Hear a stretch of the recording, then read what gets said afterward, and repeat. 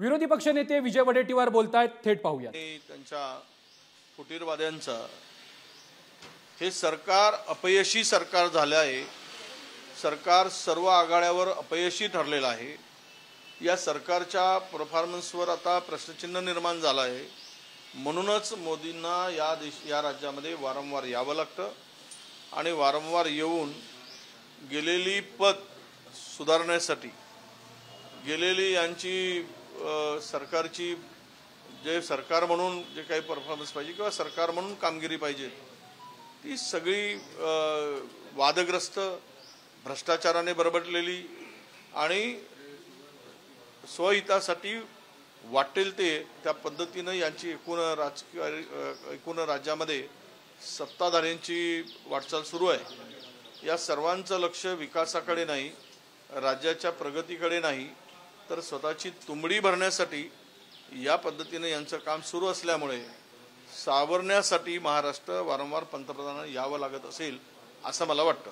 भाऊ, शरद पवार म्हणाले की माझी मुलगी कर्तृत्ववान असताना सुद्धा इतरांना संधी दिली, मात्र ते पक्ष सोडून गेले, त्यांना जनता जागा लागली असंही तो आता विषय राजकारणामध्ये कर्तृत्ववानांना फार कमी संधी मिळते हा एक विषय पवार साहेबांचा कदाचित असेल, पण मी त्या अंतर्गत त्यांच्या पक्षाच्या मध्ये मला काही बोलण्यामध्ये फार काही स्वारस्य वाटत नाही। आणि हे खरं आहे की पवार साहेबांनी मोठी केलेली माणसं ती त्यांच्याबरोबर नाहीत, त्यांना सोडून गेली किंवा पक्ष फुटला गेला। ते जिवंत असताना बाळासाहेब वर गेल्यानंतर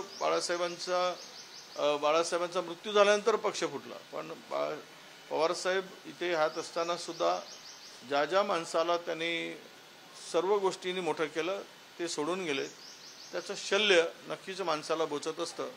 त्या याच्यातून त्यांची ती भावना असावी। आज नरेंद्र मोदी सोलापुरात म्हणाले की काँग्रेसने गरिबी हटवण्याचा नारा दिला होता, मात्र आमच्या काळामध्ये 25 कोटी लोक जे आहेत ते गरिबीतून मुक्त झाले आणि असं बोलताना ते भाऊ देखील नाही। असं आहे की 85 कोटी लोकांना जर 5 किलो धान्यावर निर्भर राहत असेल तर गरिबी हटली की वाढली हे या देशाच्या भाजप सरकारलाच माहिती।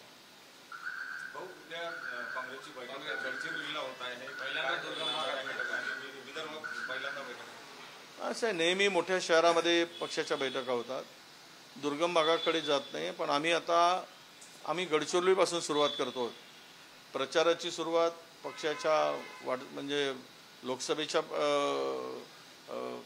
लोकसभेमध्ये कार्यकर्त्यांना बळ देण्यासाठी दुर्गम भाग, डोंगराळ भाग, नक्षलग्रस्त भागातून सुरुवात करावी हा विचार मी पक्षाच्या पुढे मांडला आणि सर्व पक्षाच्या नेत्यांनी त्याला मान्यता दिली। त्यामुळे आपण गडचिरोलीमध्ये हा मेळावा, विभागीय मेळावा घेण्याचा ठरला आहे आणि नक्कीच गडचिरोली काँग्रेसचा अनेक वर्षापासूनचा गड राहिला आहे, चंद्रपूरही गड आहे आणि पक्षाची मोठी ताकद तिकडे आहे।